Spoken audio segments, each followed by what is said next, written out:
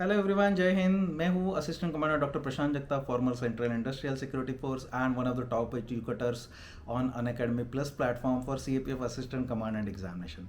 CAPF assistant command and examination बहुत नज़दीक आ रहा है। आपको टेंशन आ रहा होगा, प्रेशर आ रहा होगा कि आने वाला जो 7 अगस्त है एग्जामिनेशन कैसे आएगा।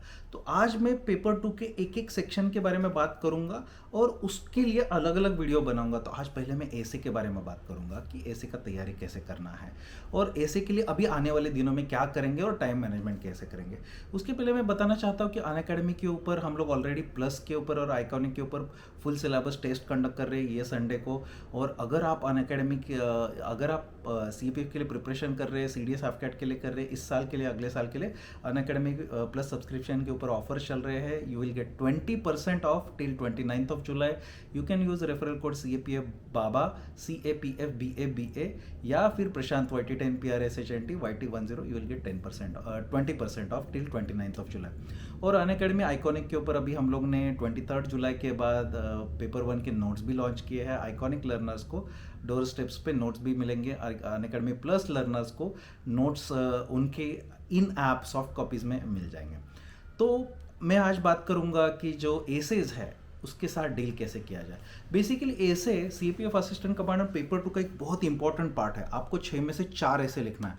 आप ये हिंदी या इंग्लिश दोनों में लिख सकते हो, लेकिन ये ऐसे यूनिक है सिविल सर्विसेज के एसेज से। सिविल सर्विसेज में एसेज का एक पूरा पेपर ही है और 3 घंटे मिलते 2 एसेज लिखने के लिए। यहाँ पे आपको 4 ऐसे लिखना है और चारों के चारों ऐसे आपको लिखने के लिए टाइम मिलेगा 80 मिनट, 80 मिनट्स। 80 मिनट्स मतलब you have to finish your entire essay, each essay in 20 minutes. And you need to understand जो सिविल सर्विसेज का टॉपिक है और हमारा टॉपिक में डिफरेंस नहीं है। अंडरस्टैंड दिस, हम लोग के लिखने का तरीका और डेप्थ में डिफरेंस है। सो नॉलेज और इन्फॉर्मेशन उतना ही रहता है। आपको ये ऐसे 300 वर्ड में लिखना है। सो सीएपीएफ का ऐसे आपको 300 वर्ड में लिखना है या 3 पेजेस आपको ब्लैंक पेजेस दिए रहेंगे। You need to understand examiner आपके वर्ड कभी काउंट नहीं करता। What examiner wants is quality of the answer. As long as आप 3 पेजेस में लिखे हो। मैं आपको बताना चाहूँगा बहुत सारे लोग ऐसे हैं जिन्होंने 1.5 पेज में ऐसे लिखा, 1.5 to 2 pages, and they have secured very good ranks and very good marks. So it is not about the length of the answer, it is mainly about the quality of the answer. कितना comprehensively, कितना अच्छे अपने dimension cover करके दे रहे हो। सो निबंध जिसको बोला जाता है, essays, they should be boundless. There are no boundaries निबंध में। लेकिन हम लोग एग्जाम के लिए ऐसे लिख रहे हैं तो उसमें कुछ बाउंड्रीज रहेंगे। तो हम लोग बहुत ही इनफॉर्मल लैंग्वेज का इस्तेमाल नहीं कर सकते। हम लोग को सेमी फॉर्मल लैंग्वेज का इस्तेमाल करना पड़ेगा। और हम लोग क्रिएटिविटी को इस्तेमाल तो कर सकते हैं, लिमिटेड क्रिएटिविटी, जैसे एसेज में कोट्स को यूज़ करना, पोएट्री को यूज़ करना, कुछ संस्कृत के वर्सेस है, वसुदेव कुटुंबकम और सत्यमेव जयते, ऐसे वाली चीज़ों को यूज़ कर सकते हैं।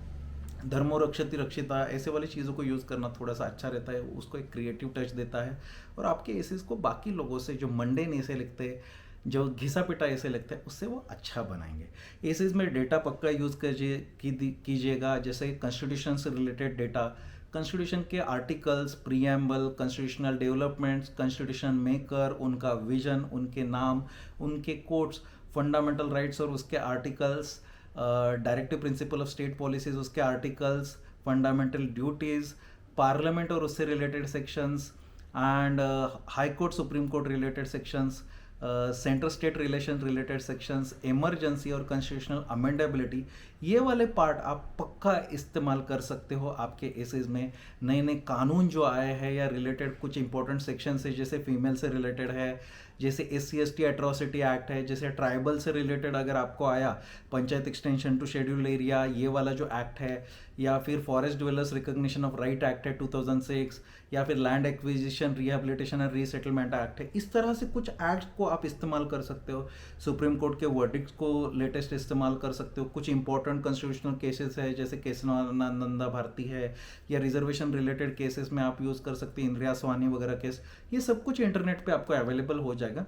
इन चीज़ों को आप आपके आंसर में जो फॉर्डर है या सपोर्ट देने के लिए इस्तेमाल कर सकते हो। आपके एसेस को अच्छा बनाएगा। अभी मैं बताऊंगा कि आपका एसे जो है ये कंप्लीटली इनफॉर्मल नहीं है, बहुत फॉर्मल रिपोर्ट की तरह भी नहीं रहता। इसे 300 वर्ड्स में लिखने के लिए बोला है। 300 वर्ड्स में बेसिकली ऐसा कुछ नहीं रहता। Your examiner is not going to count number of words into your essays. क्योंकि वो बहुत मुश्किल है, उसके पास इतना टाइम नहीं है, तो वो पढ़ना शुरू कर देगा डायरेक्टली। सो हमारा ऐसे जनरली कितने पैराग्राफ का रहेगा, तो हमारे ऐसे में जब भी सभी ऐसे का जो स्ट्रक्चर रहता है कि इंट्रोडक्शन रहेगा, सबसे लास्ट वाला पैराग्राफ विल ऑलवेज भी कंक्लूजन, और बीच में हम लोग बॉडी में हम लोग का जो एनालिसिस है वो पर्टिकुलर टॉपिक के बारे में वो ऐसे में उधर लिखेंगे मेन बॉडी में। सो जनरली कैसे होता है, पहला वाला so minimum there will be at least 4 paragraphs, पहला इंट्रोडक्शन, सबसे लास्ट वाला कंक्लूजन, और बॉडी में एक साइड और दूसरी साइड या प्रॉब्लम या सॉल्यूशन, ऐसे कम से कम 4 पैराग्राफ रहेंगे। बाकी के पैराग्राफ बॉडी में कितने बढ़ेंगे आपके ऊपर डिपेंडेंट है। तो आप जनरली बॉडी में आप पहला वाला पैराग्राफ में बैकग्राउंड लिख सकते हो या फिर रीजंस लिख सकते हो, और एक पैराग्राफ में रीजंस, कॉजेस, इश्यूज लिख सकते हो, और एक आधा पैराग्राफ आप यूज कर सकते हो कि इम्प्लीकेशंस के ऊपर या प्रॉब्लम जो हुए हैं या जो इशू है उससे और क्या इम्पैक्ट होने वाला उसके ऊपर, और एक आधा पैराग्राफ आप लिख सकते हो कि वो पर्टिकुलर कोई इशू है उसके कुछ या कोई टेक्नोलॉजी या कोई चीज़ है उसके एडवांटेजेस, एक आध पैराग्राफ डिसएडवांटेजेस के ऊपर, एक आध पैराग्राफ एनालिसिस के ऊपर, एक आध पैराग्राफ गवर्नमेंट ने वो पर्टिकुलर चीज़ के लिए कुछ इनिशिएटिव्स लिए हैं उसके ऊपर, और एक आध पैराग्राफ सजेशंस और सॉल्यूशंस के ऊपर, एक आध पैराग्राफ वे फॉरवर्ड के ऊपर। तो इस हिसाब से इतने सारे पैराग्राफ आपके हर एक ऐसे में नहीं आएंगे। सो आपके एसेज में ऑन एन एवरेज 4 पैराग्राफ से लेकर 8 पैराग्राफ आएंगे, क्योंकि हमारे पास सिर्फ 3 ही पेजेस है, 300 वर्ड्स ही है। सो वर्ड नहीं गिनता, आपके वर्ड्स अगर 450 भी हो रहे लेकिन 30 पेजेस में आ रहे, कोई दिक्कत नहीं है। अगर आपके वर्ड्स कम हो रहे लेकिन 3 पेजेस में आ रहे, कोई दिक्कत नहीं है। आप वर्ड्स ज़्यादा हो रहे लेकिन 2 पेजेस में ही आ रहे 300 वर्ड्स, कोई दिक्कत नहीं है। एग्जामिनर को ये सारी चीज़ों से कुछ मतलब नहीं है। एग्जामिनर क्या देखता है, क्वालिटी देखता है। अभी एग्जामिनर आपके एसेज को, आपके आंसर को जज कैसे करता है, तो जब वो पढ़ता जाएगा तो वो सिर्फ देखेगा कि वो टॉपिक को आप जस्टिस दे पा रहे हो कि नहीं, न्याय दे पा रहे हो कि नहीं। न्याय देना मतलब क्या है, आप एक रिक्रूटमेंट गवर्नमेंट जॉब के लिए आप अप्लाई कर रहे हो। सो एग्जामिनर ये देखना चाहता है कि गवर्नमेंट जॉब में जो रिस्पॉन्सिबिलिटीज है वो रिस्पॉन्सिबिलिटीज समझने के लिए, वो ट्रेनिंग समझने के लिए, वो रिस्पॉन्सिबिलिटीज फॉलो करने के लिए, फुलफिल करने के लिए क्या आप में कैपेबिलिटी है कि नहीं। इसके लिए क्या है, यूपीसी ने एक सिलेबस दिया है। यूपीसी चाहता है कि आपका पैन इंडिया लेवल का जॉब है और आप लॉ एंड ऑर्डर मेंटेन करोगे, तो आपको बाय एंड लार्ज ज्योग्राफी पता होना चाहिए, पॉलिटी पता होना चाहिए, लॉज पता होने चाहिए, इंडियन कॉन्स्टिट्यूशन और उसका फिलोसफी, इंडिया का फ्रीडम का स्ट्रगल और हिस्ट्री पता होना चाहिए, और इंडिया का इन्वायरमेंटल चीज़ें पता होना चाहिए, इंडिया का सिक्योरिटी सिनारियो पता होना चाहिए। ये सारी चीज़ों के ऊपर आप अपने आंसर को एक नए से यूनिक तरीके से, एक कॉम्प्रिहेंसिवली, कम से कम शब्दों में कैसे बताते हैं, यही एग्जामिनर आपका चेक करता है, और एक स्ट्रक्चर्ड मैनर में। इससे क्या पता चलता है एग्जामिनर को, तो एग्जामिनर पता करता है कि आपने स्ट्रक्चर ठीक से बनाया है कि नहीं, आपके आंसर में फ्लो है कि नहीं, मतलब एक पॉइंट से आप दूसरे पॉइंट में की तरफ ठीक से जा रहे हो कि नहीं, आप भाषा को ठीक से प्रयोग कर पा रहे हो कि नहीं। It is not about spellings, मेरे भी स्पेलिंग मिस्टेक तब भी होते थे, आज भी होते हैं। It is not about grammar, मेरे भी ग्रामेटिकल मिस्टेक्स होते हैं। स्पेलिंग मिस्टेक से जब तक पूरा मतलब ही नहीं बदलता तब तक स्पेलिंग मिस्टेक जनरली एक्सेप्ट किया जाता है, क्योंकि हम लोग ब्रिटिशर्स नहीं है। ब्रिटिशर्स को सारे स्पेलिंग आएंगे ज़रूरी नहीं है, क्योंकि हम लोग हिंदी में लिखेंगे ज़रूरी थोड़ी एग्जैक्टली वैसे का वैसा रखेंगे। गलतियाँ सबसे होती है, एक्सेप्टेबल है। तब तक एक्सेप्टेबल है जब तक मतलब नहीं बदलता, और मतलब क्लियर है, मीनिंग क्लियर है, तब तक एक्सेप्टेबल है। स्पेलिंग, ग्रामेटिकल छोटे मोटे मिस्टेक्स सारे लोगों से होते हैं, कोई दिक्कत नहीं है। एग्जामिनर छोटे मोटे मिस्टेक्स के लिए आपको पनिश नहीं करता, लेकिन जहाँ पे मतलब ही बदलना शुरू हो जाएगा, या आपका हैंडराइटिंग ऐसा है जिसमें कुछ समझ में ही नहीं आ रहा है पढ़ने के बाद, लेजिबल नहीं है, तब तो पक्का आपको पेनलाइज किया जाएगा, आपको पनिश किया जाएगा, आपके मार्क्स इसमें काटे जाएंगे। तो ऐसा मत कीजिए। अभी as far as essay is concerned, essay में क्या देखते हैं, एसे का स्ट्रक्चर कैसे बना है, क्या फोकस क्लियर है, क्या मतलब जो पूछा है वही लिखा है, क्या जो पूछा है उसी के आसपास लिखा है क्या। हम लोग का जनरलाइज टेंडेंसी रहता है कि पूछा कुछ और है, हमें जो आता है वो लिख देंगे, बाकी सब कुछ भाड़ में जाने दो, मुझे इतना ही पता है मैं ये लिख दूंगा। पूछा क्या है उसके ऊपर ध्यान नहीं देते। सो जो पूछा है उसको सबसे पहले समझिए कि कीवर्ड से क्या पूछा है, तो उसके ऊपर आप लिखोगे तो आपको ज़्यादा मार्क्स आ जाएंगे। वो छोड़ के इधर उधर का लिखोगे तो आपको एग्जामिनर मार्क काटेगा। तो जो पूछा है कि या नहीं उसको बोलते हैं फोकस। फिर आपको क्लैरिटी है कि नहीं ऐसे से, आप जो बताना चाहते हो क्लियर शब्दों में बता रहे हो या घुमा फिरा के लिख रहे हो।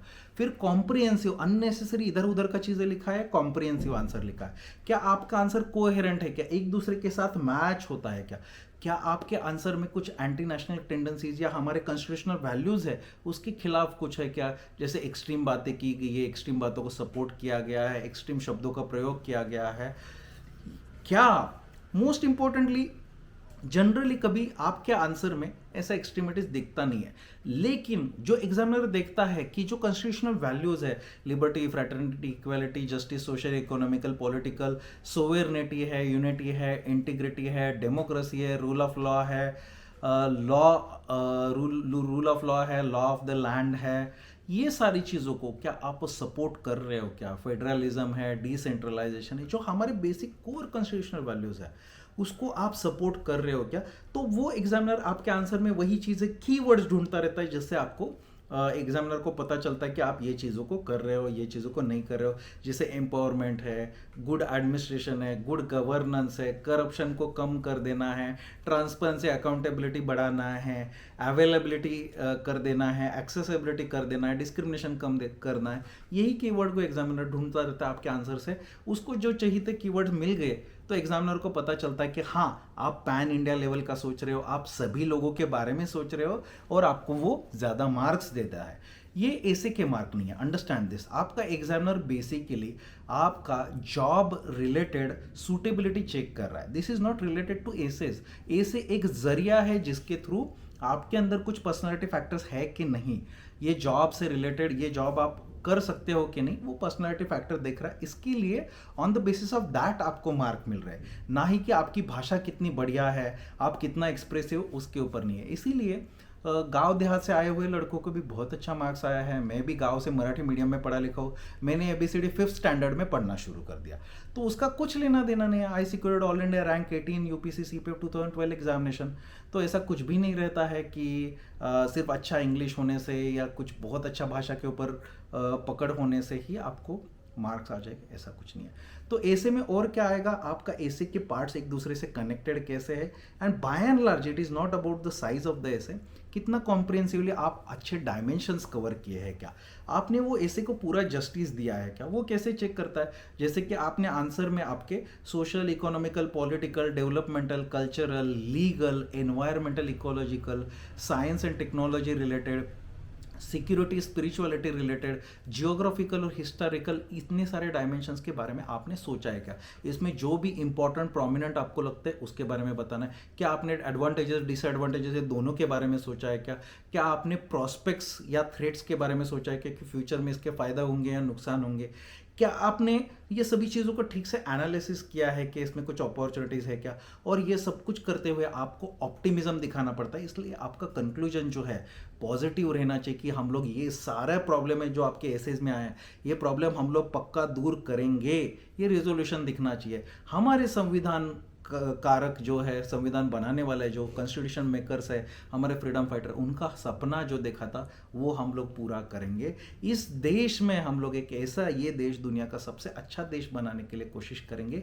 ऐसा सोचने वाले लोग UPSC को चाहिए, जो ऑप्टिमिस्टिक हो, जो पॉजिटिव हो, जो सिर्फ प्रॉब्लम को क्रिटिसाइज नहीं करते हैं, प्रॉब्लम को सॉल्व भी करना चाहते हैं और खुद सॉल्व करना चाहते हैं, इनिशिएटिव टेकिंग हो, और प्रॉब्लम को आइडेंटिफाई करके सारे डायमेंशन से सोच के प्रॉब्लम का सोल्यूशन बता सकते हैं, ऐसे वाले लोग चाहिए। ये प्रॉब्लम को सॉल्व कैसे करना है, इसके लिए आपको ट्रेनिंग दिया जाएगा। अभी तो वो एटीट्यूड चेक कर रहे क्या आप ऐसे है क्या। और ऑप्टिमिस्टिक लोग चाहिए, कंप्लेन करने वाले लोग नहीं चाहिए। प्रॉब्लम सॉल्व करके ये चीज़ पे यकीन करने वाले लोग चाहिए कि ये प्रॉब्लम सॉल्व हो सकता है। इसीलिए आपके कंक्लूजन जो रहते हैं ऑप्टिमिस्टिक रहते हैं, विजनरी रहते हैं, फ्यूचरिस्टिक रहते हैं, and most importantly solution oriented रहते हैं, तब आपको एग्जामिनर अच्छे मार्क्स देता है। और हमेशा याद रखिएगा, जैसे कोई टेलीफोनिक कॉन्वर्सेशन भी है, उसमें भी हम लोग क्या करते हैं, हमें जो चीज़ें याद रहती है वो कौन सी रहती है, शुरुआत वाली और लास्ट वाली। बीच में सिर्फ हम लोग भी गर्लफ्रेंड बॉयफ्रेंड के साथ स्पेशली गर्लफ्रेंड के साथ ये होता है कि हम लोग सिर्फ हाँ ठीक है, हाँ ठीक है करते रहते हैं ना, बीच में कुछ हमारा ध्यान ही नहीं रहता। क्लास में भी देखो, क्लास के शुरुआत में हमारा ध्यान रहता है, बीच में सो जाता है, फिर एंड में याद रहता है। उसी तरह ये मेमोरी का एक कर्व है, आपको शुरुआत में याद रहता है चीज़ें, लास्ट में याद रहता है। इसी को आप लोग बोलते हो लेमन्स टर्म में फर्स्ट इंप्रेशन और लास्ट इंप्रेशन, बीच वाला चीज़ें याद नहीं रहता। इसीलिए आपका introduction is your first impression, उसको बोलते हैं प्राइमसी इफेक्ट, और आपका लास्ट इंप्रेशन जिसको हम लोग बोलते हैं रीसेंसी इफेक्ट, लास्ट इंप्रेशन। ये दोनों जितना आपका अच्छा होगा, क्रिएटिव होगा, यूनिक इन द सेंस आपका कैची होगा, जिसमें आप एग्जामिनर को इम्प्रेस कर पाओगे, वहाँ पे पक्का बहुत अच्छा कीजिए। इससे क्या होता है, वही करने के बाद एग्जामिनर आपको बहुत अच्छे मार्क्स देगा। ऑन एन एवरेज आपको किसी से भी 1-2 मार्क्स ज़्यादा मिलेंगे और आपको इसका फ़ायदा होगा। ठीक है, तो आपको इससे मार्क्स बढ़ सकते हैं। पेपर 2 का जो ऐसे वाला पार्ट है 20 मिनट में ख़त्म होना चाहिए। पहले 3-4 मिनट में आप ब्रेनस्टॉर्मिंग कीजिए, इंपॉर्टेंट चीज़ें क्या लिखोगे उसके बारे में, या तो लास्ट में जो पेज है रफ वर्क है उसमें नोट डाउन कर सकते हो, या आप उसमें क्लैरिटी ला सकते हो। कोड क्या इस्तेमाल करोगे, डेटा क्या इस्तेमाल करोगे, इंडाइसेस, रैंकिंग, इसके बारे में आप नोट डाउन करके रख दो। और मेनली स्ट्रक्चर या तो दिमाग में या आप लास्ट में जो रफ पेज है उसमें लिख के रखो कि मैं इसके बाद ये चीज़ें लिखूंगा। ऐसा पूरे चारों एसेस का करना चाहिए और बाद में लिखना चाहिए। ऐसा भी किया तो भी चलेगा, या फिर आपके पास चॉइसेस है, पहले ऐसे का करो, पूरा ऐसे लिखो, फिर दूसरे ऐसे का करो, दूसरा ऐसे लिखो। इट इज़ योर चॉइस, आप जैसे चाहिए कर सकते हो। लेकिन मैं सजेस्ट करूंगा पहले 4 एसेस का पहले रफ वर्क करके रखो, भले 20 मिनट लगने दो, कोई दिक्कत नहीं। बाद में 15 मिनट में फटाफट फटाफट फटाफट सिर्फ लिखने का काम करना है, that will be more beneficial. और जब अगर आप सोच रहे हो लिख रहे हो, सोच रहे हो लिख रहे हो, आपको 20 मिनट से ज़्यादा टाइम लगता है, आपको टाइम ज़्यादा लगता है सोचने लिखने में, क्योंकि आप बीच बीच में सोचने में खो जाते हो, ऐसा लिखो वैसा लिखो, ऊपर से गिल्ट भी होता है, ये ऊपर भी लिख सकता था। तो ऐसा करने से ज़्यादा अच्छा है ब्रेनस्टॉर्मिंग पहले कीजिए 4-5 मिनट, सोचने का काम पहले कीजिए, और लास्ट में सिर्फ डायरेक्टली लिखने का काम कीजिए। इसमें क्लैरिटी रहता है, आप लेंथ को मैनेज कर सकते हो, टाइम को मैनेज करते हो, इट इज़ मोर बेनिफिशियल। सो पहले 5 मिनट में आप सोचने का काम कीजिए, बीच के 10 मिनट में लिखने का काम कीजिए। 10 मिनट खत्म होने के बाद, मतलब टोटल जब 15 मिनट खत्म हो जाते हैं, तब अपने आप को रिमाइंड कीजिए कि अगले 5 मिनट में मुझे ऐसे को खत्म कर देना है। तो कंक्लूडेशन की तरफ पढ़ना शुरू कर दीजिएगा, तब आपको टाइम मैनेजमेंट कोई भी दिक्कत नहीं होगा। अदरवाइज आपको टाइम मैनेजमेंट में दिक्कत होना है। मन का दिल का मत सुनिए और लिखना, लिखते जा रहा हो टाइम को बिना ध्यान में रखते हुए। जो घड़ी है ये यहाँ पे मत पहनिए, सामने खोल के रख दीजिए टेबल पे, ताकि आप बार बार उसको देख सको। और आपको सिर्फ और सिर्फ एनालॉग क्लॉक्स अलाउड है, सॉरी एनालॉग वॉचेस अलाउड है। आपको कोई भी स्मार्ट वॉचेस वहाँ पे क्लासरूम में अलाउड नहीं है, प्रीफरेबली लेके मत जाइए। उन्होंने निकाल दिया तो बहुत दिक्कत आ जाएगा, आप किसी और को पूछ नहीं सकते हो टाइम, वहाँ पे बहुत प्रॉब्लम आता है। ठीक है, चलो फिर I hope essays are clear. Essays में अच्छे मार्क्स, 8 से ऊपर मार्क्स अच्छे मार्क है हर एक एसे में। एवरेज आप अगर 32 मार्क्स लेके आते हो 4 एसेज में, दे आर गुड मार्क्स। अगर 40, 36 उसके आगे कितना भी मार्क्स लेके आता हो, 36 are very good marks. 40 mark कहते हो बहुत ही अच्छे मार्क्स है। एसेज में बेसिकली 50% से ज़्यादा मार्क लाना थोड़ा सा मुश्किल हो जाता है, क्योंकि 2 चीज़ों की वजह से ऐसे में मार्क में थोड़ा सा रिस्ट्रिक्शन आता है। पहले तो 300 वर्ड में लिखना है, 3 पेजेस में लिखना है, और दूसरा रिस्ट्रिक्शन इसमें प्रॉब्लम ये आता है कि सिर्फ 20 मिनट है।